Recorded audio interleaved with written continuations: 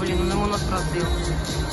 А в этом бою единогласным решением судей одержал победу и стал победителем матчевой встречи в рамках чемпионата Пермской области спортсмен Красного Уха.